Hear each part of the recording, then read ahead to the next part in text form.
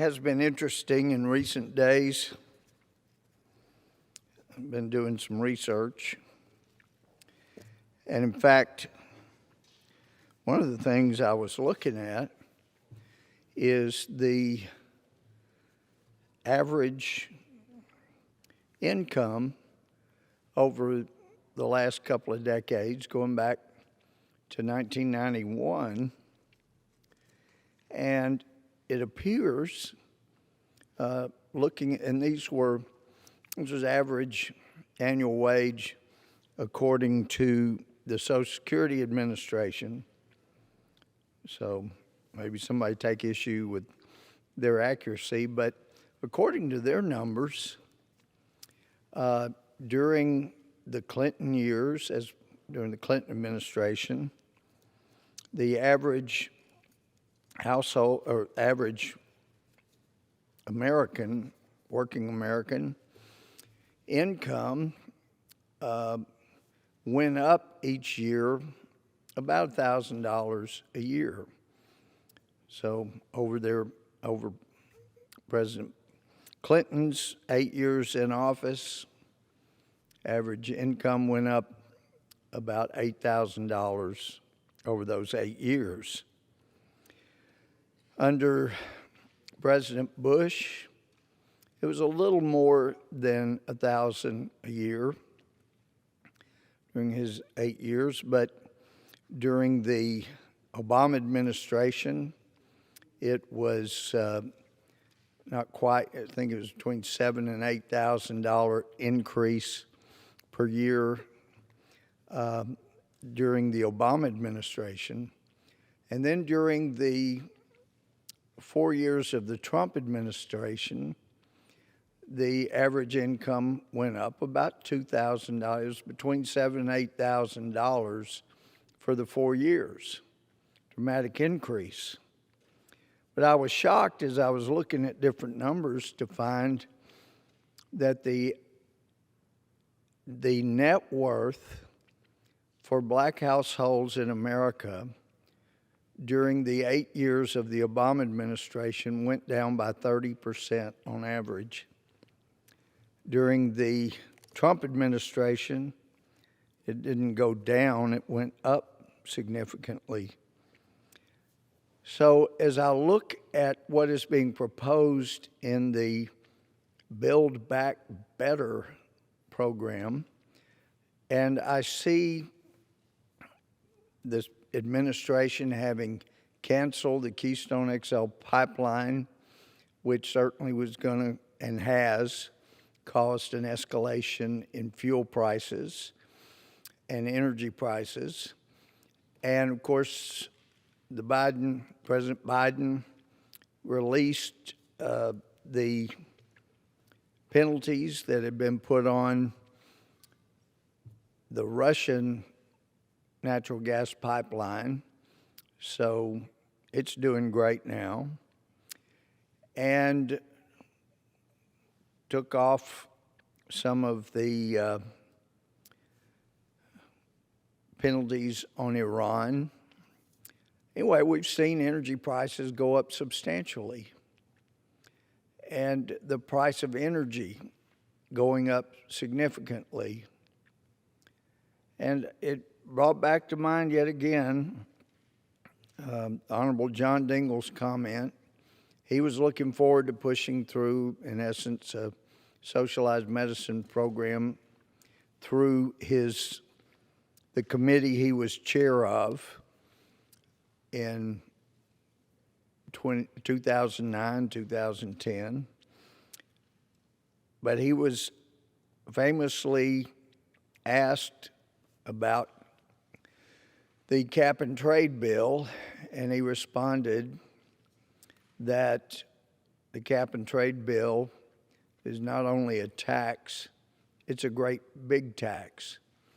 And he's explained before that when you raise the price of energy, you're not hurting the billionaires, the mega wealthy. That's an inconvenience to them when you raise the price of energy, be it electricity, be it propane, natural gas, coal, whatever it is. it's an inconvenience to the very wealthy.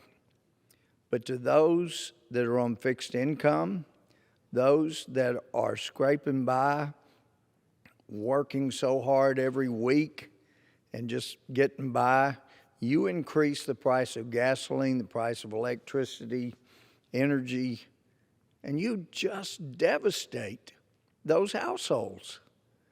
It's not just a little tax to them, it is devastating.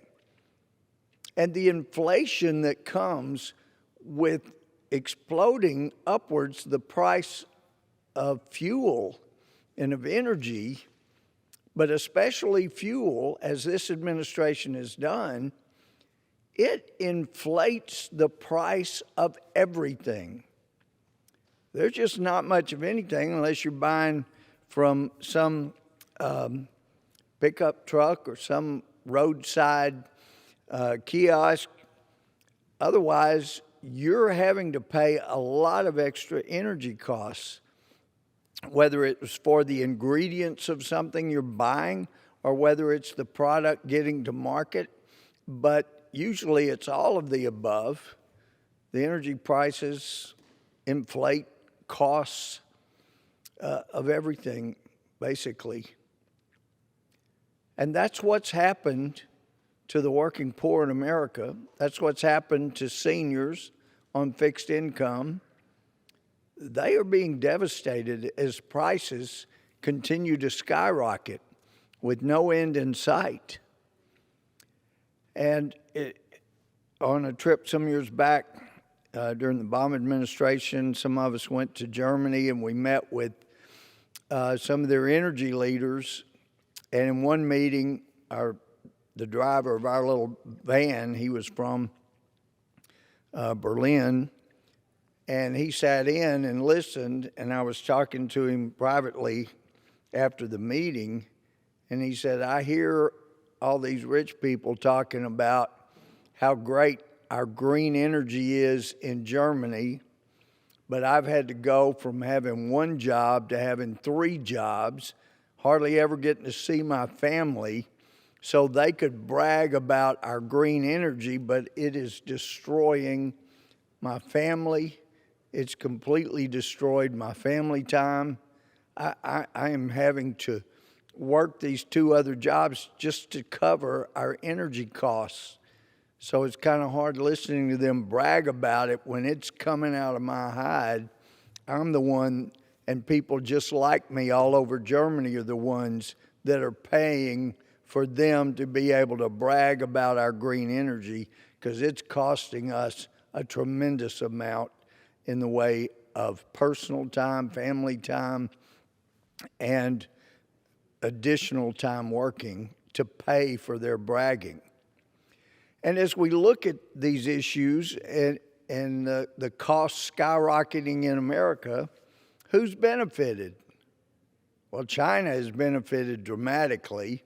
We know they're still on course to have 100 new coal-powered energy plants go online over the next couple of years. They don't care that they're produced. Of course, when we have coal-powered plants here in the U.S., not many left, but when we have them, they've got scrubbers in there that are taking pollutants out of the air before it ever gets out the stacks to the air. So if we're doing the coal burning here in the U.S., it's not so hard on our environment as it is in China or India, but especially China, because when people are just struggling to survive and to have enough money to put food on the table for their families, they're not that worried about how their yard looks or how things look, how the environment is. And the same is true not only for an individual, but for a country. If the economy is struggling, the people in that country are not as interested in cleaning up the environment. We'll have to wait, they think, until we're making decent money, and then we can worry about the environment. Here in the United States, though, If you go back to 2007, every year since then, including through the Trump years, we have been producing 1.3% less carbon dioxide, and we can debate about what that does to the environment, whether it makes the temperature warmer. I've read where experts have said if you got a choice between the temperature getting slightly warmer or slightly colder, you want warmer, because if it's getting slightly colder, that means there's less time for crops to grow. If it's slightly warmer, not too much warmer, then you got more time for crops to grow, you got more food, and you have fewer people starving. So there's a lot of areas for debate, but for those that are concerned about carbon dioxide emissions, we've been on the right track, and we continue to reduce the amount of carbon dioxide we're putting out in this country. And so there's nothing about building back better. I mean, this has been going on for a long time. And largely that is, we're told that's due, experts say that's because we have been converting coal plants to natural gas, and natural gas is such a clean burning fuel. For those that want to get rid of all fossil fuels, if they would just take a serious look at all of the things in the room in which they're located or the car in which they're located, they will find that so much of what we have and that has made our lives easier, helping people rest better, are a result of the use of fossil fuel. There's so many products that cannot be manufactured without natural gas as part of the manufacturing process. You've got to have natural gas to make so many products.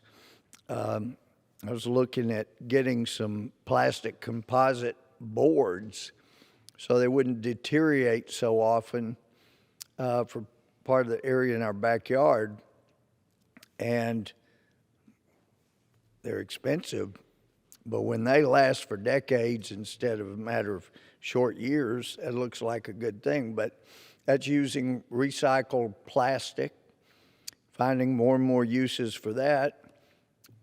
Plastic, fiberglass, there's so many things we can't produce. Synthetic fibers, so much of the carpets and rugs we have, synthetic. The toothbrush, you wouldn't have a modern day toothbrush. And I realize that, yes, there are people that have used bark off certain trees to brush their teeth. I get that, but I kind of like having a modern day toothbrush myself. You wouldn't have that without fossil fuel, particularly natural gas. People say we need more electric cars. We need to get rid of fossil fuel.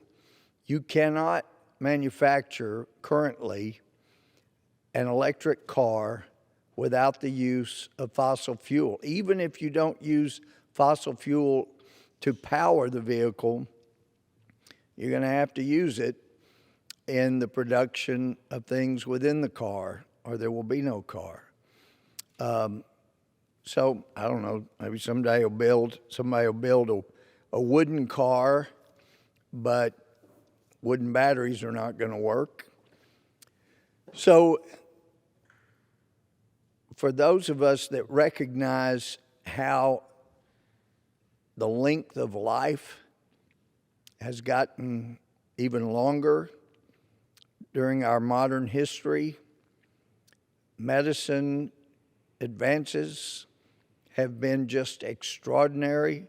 There's a great book, The 5,000-Year Leap, that points out that when settlers came to America, they used basically the same type of farming methodology and tools that have been used for thousands of years. Hadn't been a whole lot of change. But if you look at the last 150 years in the United States and in Western civilization, you see dramatic increases and advances in the way that we have progressed, whether it's farming, medicine. Heck, if you go back 100 years or so, when medical historians say that in the early 1900s, up to that point, for the whole of human history, you had a better chance of getting sicker after seeing a doctor than you did of getting better. And then you look at since 1910, 1920, some say it might be the 1918 protocols during that pandemic, but around that time, you started having a better chance of getting better after seeing a doctor. And look at where we are now. People go to the doctor and expect to be made well because we've been able, by the grace of God, to develop so many different cures, and life has gotten longer, life has gotten better quality. And so much of what we have is made by the use of fossil fuels. We need to do it cleanly, as cleanly as possible. But again, when you take an economy in the direction that the Build Back Better Biden administration has been doing, as we head to the toilet with this economy, and there's no end in sight for this race to the bottom, then you realize we've come so far and now we're going the wrong direction. There have been times like World War II when we were struggling mightily, but we're not going through a world war right now. We should be doing well. And we saw during the Trump administration, for the first time in decades, something had happened that people, even in 1990, when I brought a friend to speak to our Rotary Club, he had said, we're going the wrong direction. We're becoming more and more reliant on foreign countries for our energy. It's been years, he said, since we've been energy independent, and we're going the wrong way, and it's going to destroy this country if we can't produce the energy we need. 30 years later, not even 30 years later, we were energy independent, the biggest producer of fossil fuels in the world. And we used it cleaner than anybody else, virtually almost any other country. Maybe some small ones do a little better. But China knows that they're not going to be breathing their own air. It turns with the planet, and we end up breathing as much as they do right here in America. Not the clean air we produce more of every year for many years, but the polluted air that China's letting off as they continue to move toward putting us in their wake as they move toward becoming the greatest economy in the world. And spending money, massive amounts of money we don't have, creates not only inflation, but it weakens this country. I've heard some in recent days say if we're not careful, we're going to end up like Greece. And actually, if you look at the debt we had at the end of the Obama administration, we were already Greece. The difference is we got to produce our own currency. Greece was using the euro, so they didn't get to decide to create a lot more money in their system. And the dollar was the world standard. It was the world currency. And I know there are countries, including China, that are advocating against the dollar being the world currency. and that's used to buy oil in the world market, but that hasn't happened. I'm very thankful for that. But if we were not the world currency and we didn't produce our own money, then we would already be in as big a trouble as Greece is because of the recklessness. And we're seeing it like never before in this administration. Yes, it's true, the Obama administration, they hit, with the Democrats helping them, they hit between $1.5 and $1.6 trillion deficit in 1 year. Well, this administration, this Democrat majority, are working very hard to eclipse that by a lot. We were warned back when we had over $1 trillion deficit more than 1 year that, the agencies that rate countries' economies and their currency and their debt, they may have to downgrade our debt. Standard & Poor's did that because we wouldn't get our spending under control. Not enough. If any other rating agency had downgraded our debt, then the cost of borrowing money would have gone up dramatically, and we would have ended up spending more paying interest than we were taking care of seniors who were counting on their fixed income. So there's some dark days ahead if we continue on this course of spending money we don't have. And it's like everything this administration can see to throw money at that might help create more Democrat Party voters, they're throwing money at it. So people were shocked, including Democrat friends, who were shocked to hear that this administration is proposing paying $450,000 to a legal immigrant that was separated from a child. Well, we know that did happen some during the Trump years. We know that it's continued to happen during the Biden years, that it happened under the Obama administration, and it can be a good idea until we're sure that an adult with a child that's already breaking our laws by coming in illegally is actually related to and hopefully the parent of that child, instead of part of the drug cartels that are going to continue to use them in sex trafficking. And we have had people that turned out not to be related to the child they were claiming, and we've been able to interrupt that. And so it is important that we don't just take this at face value, especially when we have reports of children being recycled to come across with people over our border illegally. So under the Biden administration, they're thinking, okay, these people come in, they break U.S. law, we're going to give each one $450,000. And that may not mean much to somebody who has a son that sold paintings for $500,000. And I wouldn't object if the Biden administration wanted to give each illegal immigrant a painting that Hunter Biden had done.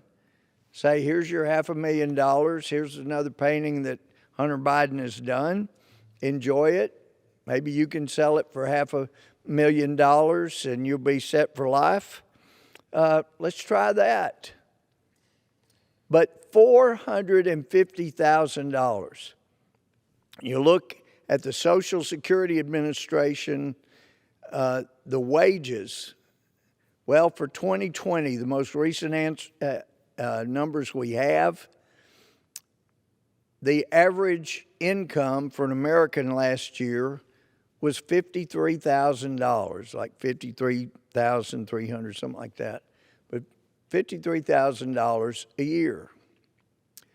Now, the rate is normally around 22%. There's data that indicates the effective rate paid for income tax may be around 13, 14%. But let's just round it and say that the average American making $53,000 a year pays 20% income tax. That would be $10,600 a year that the person making $53,000 would pay in federal income tax. And if you took all $10,600 of federal income tax coming from the average wage earner at $53,000 a year, you took that $10,600 and applied that toward the $450,000 President Biden wants to give to each of these illegal immigrants, it would take 42 and a half years of the average American wage federal income tax to pay one person who broke the U.S. laws and came into the country illegally. And that is what appears to be justice to the Biden administration. And how is our president looking to the rest of the world? Story today, as he came into the G20 summit, he came in, according to the article I saw, 20 minutes late and said, sorry, in essence, sorry to be late, but he had been trying to get past the elevators. They had a problem with the elevators, and that's why he was 20 minutes late. Somebody needs to help him. I think it would be helpful not to leave people from the biggest countries, except for China and Russia. They didn't come. Their leader didn't come. But the rest, let's show them a little more respect by not making them wait 20 minutes for our president to show up. I think that would be a good thing, kind of lend a better atmosphere to those type meetings. And perhaps then you wouldn't have foreign reporters saying things like one said, President Biden looks like he needs a nursing home and a hot bowl of soup.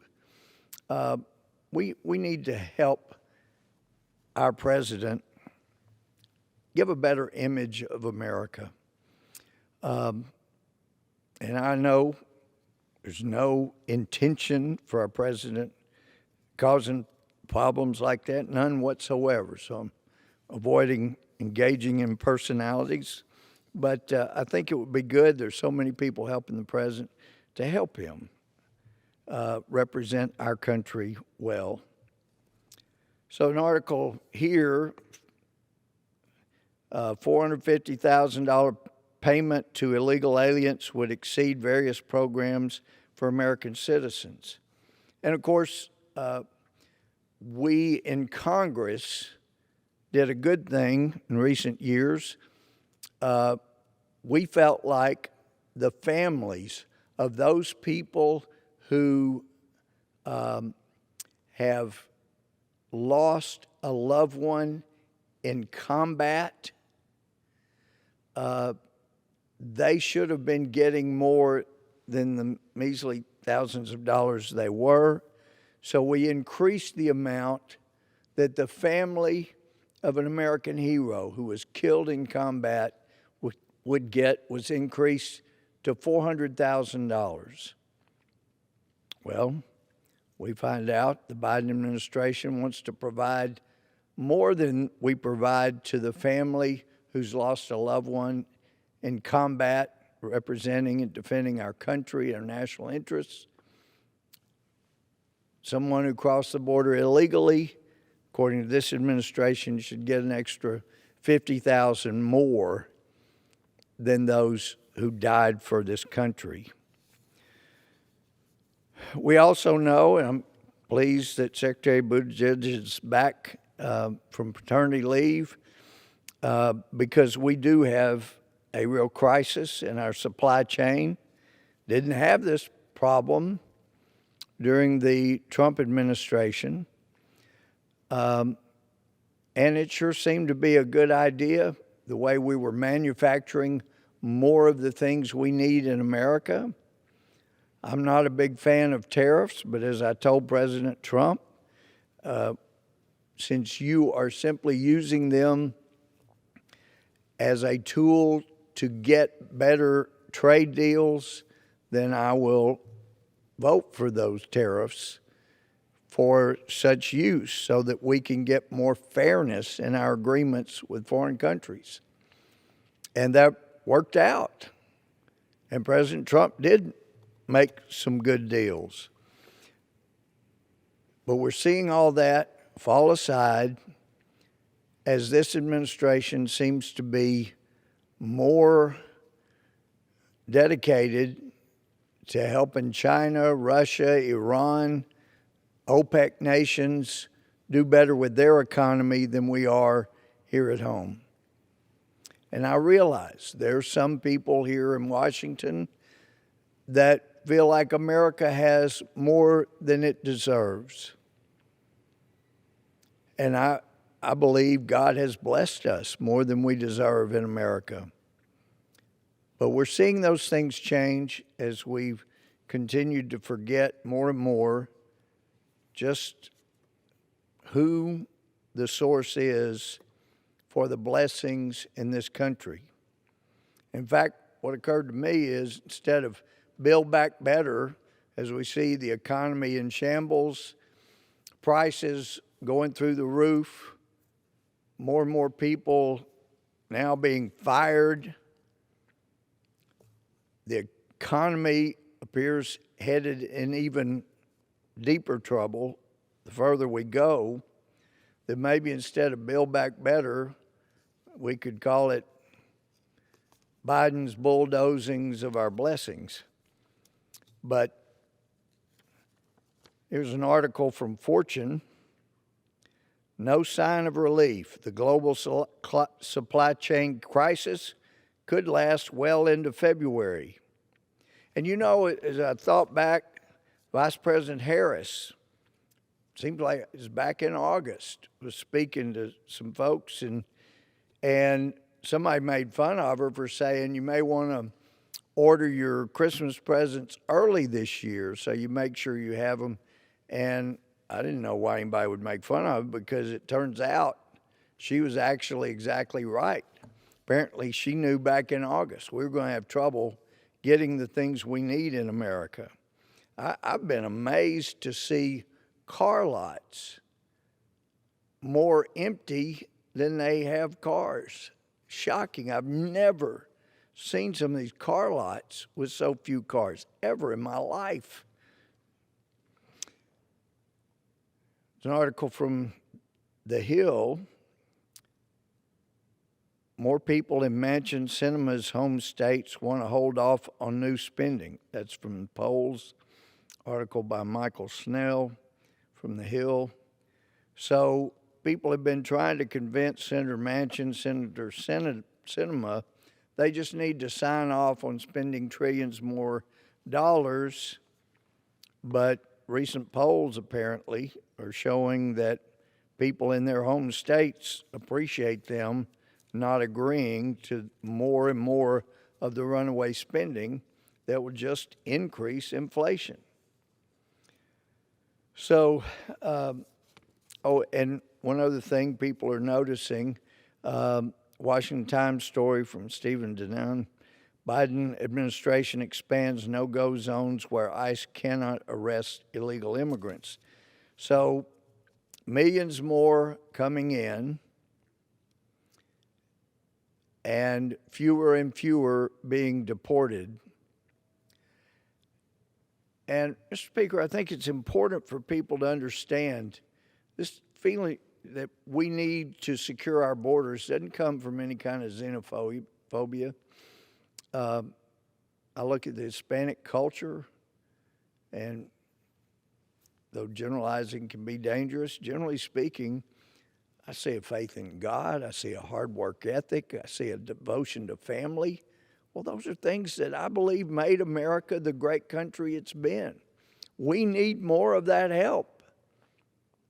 And you look at the contributions that immigrants have made from countries all over the world to this country to make it as powerful and as great as it is. Yeah, we want immigration.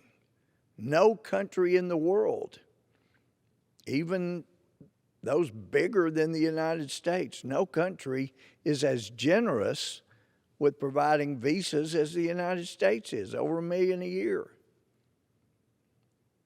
But we need to be able, as Milton Friedman pointed out, if we're going to provide welfare in this country, which started back in the 60s, then we can't have open borders or this country will be over very soon.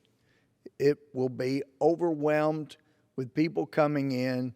It will destroy the golden goose that some look at the U.S. as being, and there won't be any country to flee to looking for a better life. Some in allied countries tell me if you lose your freedom in America, there won't be any freedom in the world. We'll all lose our freedom pretty quickly if you lose yours.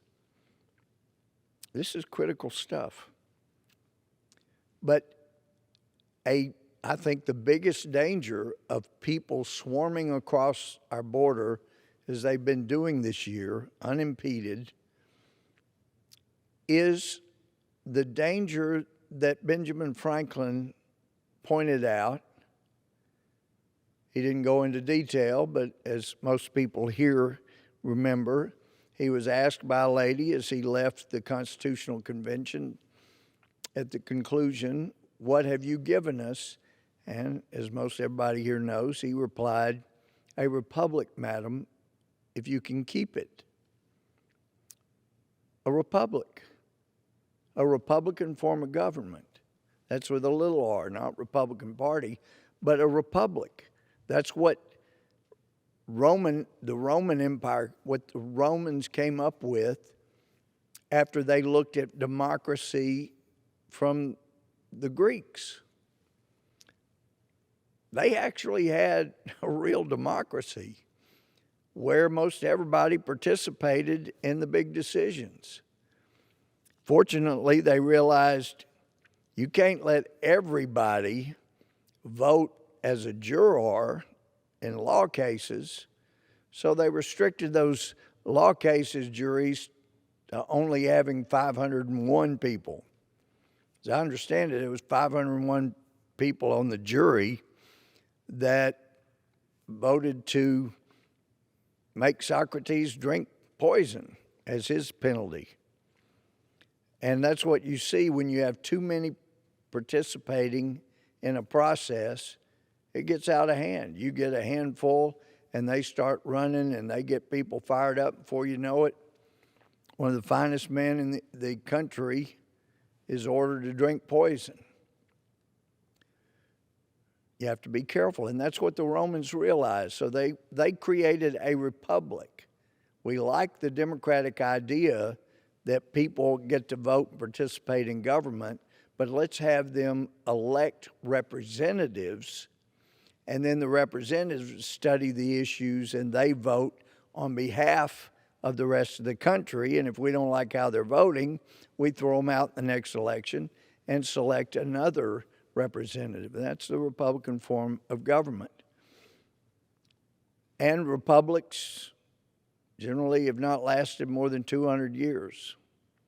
So we're 30 years or so past the 1789 ratification of our Constitution.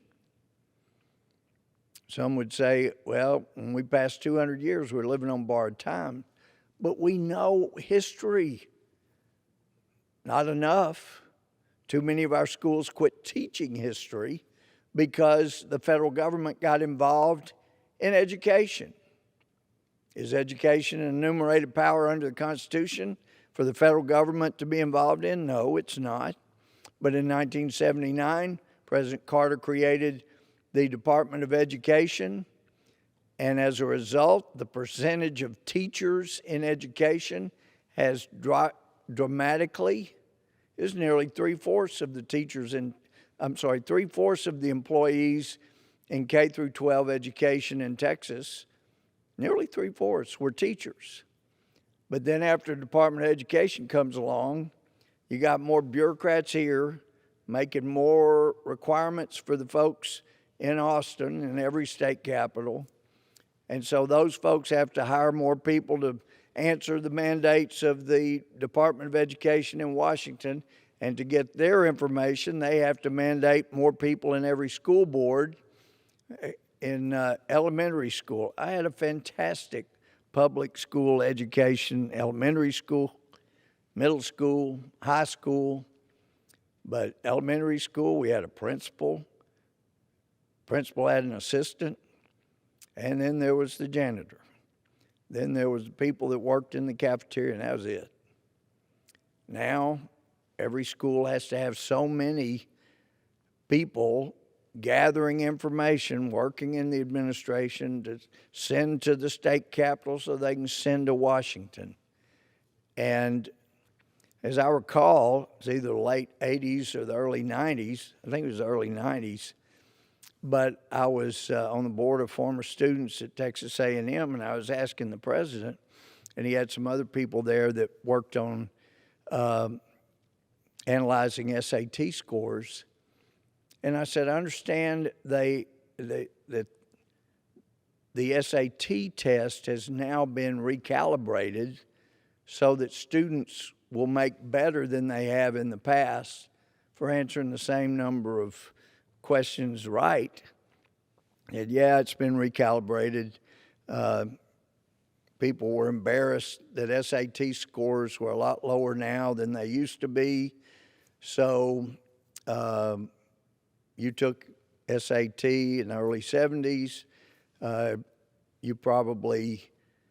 Your score now would probably be around 200 points higher than it was back then. I was intrigued by that. Why did we have to recalibrate the SAT? Well, it was so people wouldn't think schools were failing during the 90s. So SAT scores came back up, not because they were doing better, but because the scoring was recalibrated. So that was a rather interesting illumination on education.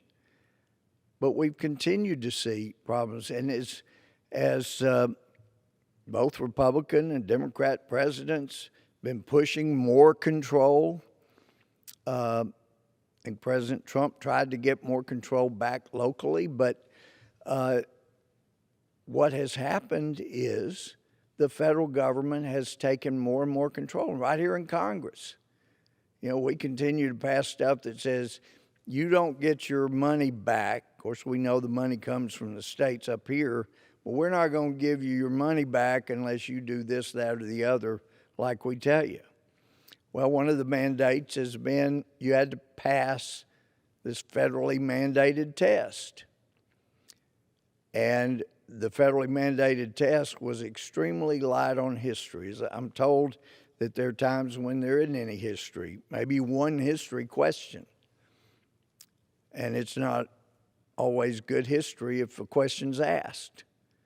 So I hear from schools back home, we have to teach to the mandated test, because if any student doesn't pass the federally mandated test, we don't get all that federal money that came from us back to us. They keep it for that student.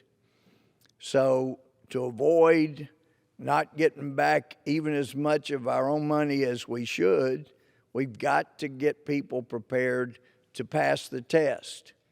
So some schools, they get rid of music, they get rid of art, and some of us are big advocates who go, wait a minute, do you not understand that when it comes to music, comes to art, you're getting synapses to fire in the brain that may not fire otherwise, and if you can get more synapses firing, then the student's brain can accumulate more, work better, and then overall do better scoring. look, we got to get them to pass the test, I'm told. And those things, music, art, not on the test, so we got to concentrate on making sure the students are ready for that federally mandated test. Well, that's a shame. Music and art add dramatically to life. And there's some awesome art teachers. They didn't do too well with me. Apparently there's art gene in my background. My dad was artistic. Got a daughter, very artistic, but it was a latent gene in me. But I see what it adds. And the art contests that all of the representatives, I think most of us have in our districts, you see the incredible products that these kids are able to create. And it's really inspiring. And yet so many are having to cut back or get rid of art altogether. Why? Because of the federal mandates from here on high on Mount Olympus and Capitol Hill.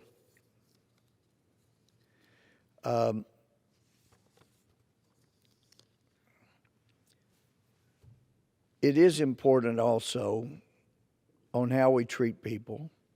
When I go to the border, I don't mistreat anybody that comes in illegally. Try to help how I can, but they've come into the country illegally. And we need to get back to the Trump policies before we get overwhelmed. And going back to the point that Benjamin Franklin made, it takes work to keep a republic. It doesn't just happen. That's why it has happened so rarely. That's why the United States of America is such an anomaly in history. Never been a country like this. Even Solomon's Israel didn't have all of the individual opportunities, all the individual assets and comforts that we have here in America. It's an amazing place, but it takes work. It takes education of our children, training them up so they understand what it takes to preserve a republic, a representative form of government, and getting stronger and stronger as we have done till more recent years. And when you have people flooding in, I mean, if we 2 million people this year, this administration has 3 more years, so are we going to have 8 million, at least 8 million more people enter this country illegally? They're not coming from countries that understand how to preserve a republic. I'll tell you, some of the very best citizens we have in this whole country are people who went through the process of becoming legal citizens. And I hear from a lot in my district, and they love America because they know how it can be outside of America, and they don't want our country becoming like those countries they came from. People from Venezuela, people from Central America, from Eastern Bloc countries, some of the best citizens we've got, from Russia. You know, my cousin married a Russian, and she knows. We were talking about it last week, and she's feeling a sense of urgency. We're losing what we're having, what we've had. We're becoming more like the place I was so anxious to leave. It takes work to keep a republic and to enjoy the blessings we've received. And people that are flooding in, they've never been trained on what it takes to preserve a republic. And they're one of the big issues to so many people during the COVID pandemic has been the unprecedented grab of power that the federal government has never had before. Never we've had pandemics that were a lot more deadly than COVID, but no one has ever had the nerve to tell people who were not infected, who had thriving businesses, that they had to close down their business. We're going to let these people open. We're not letting you open. 30 years ago, they would have opened anyway, probably 20 years ago. And they would have won in court without question. You can't shut down business, unprecedented. And for heaven's sake, to tell the churches they couldn't open for the huge majority of our history, when there was a time of emergency, including a pandemic, people felt like they needed to be in church praying, that they needed to be asking God for help. And for the first time in our history, we didn't have a president that issued a national day of prayer and fasting, asking God to help us. First time in our history, we had a national proclamation: you got to close businesses. You got to close churches. You can't meet. Some places, states said you can't even sing in church because you open your mouth. We can't allow that. And I know there's still a lot of mixed signals on masks. It's interesting, those cloth masks that I had a mask getting on a plane with, one of the Shima 97, designed in Israel, have 4 layers of cloth that are ionized that help kill germs. They don't just catch them, help kill germs. The flight attendant says, but I can see your nose, so that mask can't be any good. It can't be any good, she says. And she's wearing one of the little blue and white masks. Talk about not doing any good. Although, in fairness, I've read that there's some studies that say those little blue and white masks can decrease your percentage of getting COVID by 0.2%. So 0.2%, if that's what it is, great.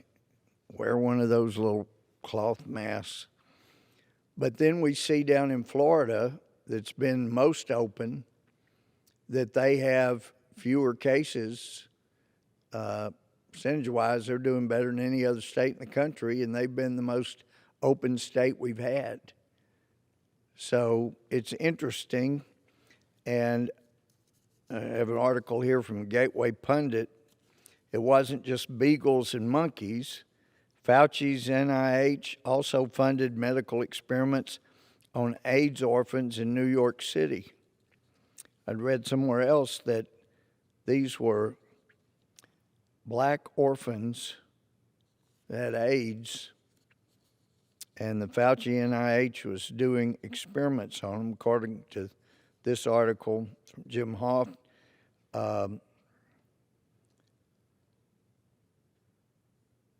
They reported that 25 children of those black orphan AIDS babies died during the drug studies they were doing on those poor little babies. An additional 55 children died following the studies while they were in foster care. Tim Ross, director of the Child Welfare Program at VERA, looking for what that stands for, the Vera Institute, that as of 2009, 29% of the remaining 417 children who were used in drug studies had died. 532 children that have been admitted to have been used now. That was in the last 20 years. I don't know if Dr. Fauci has asked if he knew about that. We found out he lied about funding gain of function in China. But another article from Fox Business, Elizabeth Faddis, that Dr. Fauci is demanding or facing a demand from lawmakers on both sides of the aisle to divulge information regarding the alleged use of experimental drug on puppies.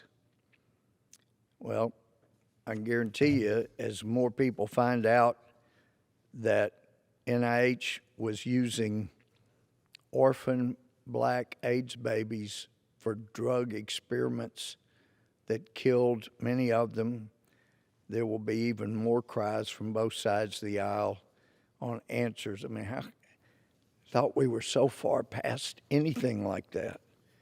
I mean, after the outrageous Tuskegee experiments, I can't believe we've been doing that same stuff in the last 20 years. Somebody needs to be held account for these things.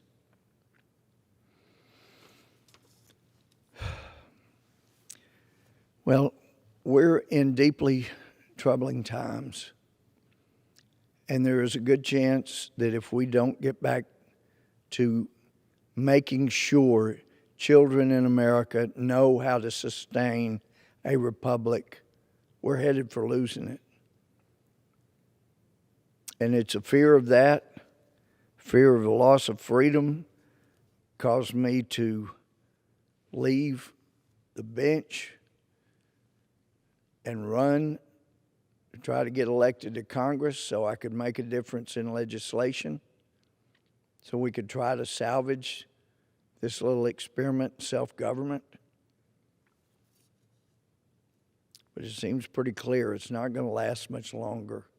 You can't absorb 8 million people who not only, most of them don't speak the language, but are adults who have no clue, never been educated. They've certainly got the capacity to learn, but they've never been educated what it takes to preserve self-government and the blessings that we have in this country. And if they're not educated to that, if they're simply handed $450,000 each, then that's all they know. Wow, this is a country where you come in, demand money, they give it to you. You can't sustain the country like that, and we won't. No one ever has. Rome, heck, there was one Caesar that figured out that bread and circuses being given to keep people peaceable was keeping them from working, so he tried to do away with it, but by then it was too late. Let's act now before it's too late. With that, I yield back. Pursuant to Section 11B of House Resolution 188, the House stands adjourned until 10 o'clock a.m.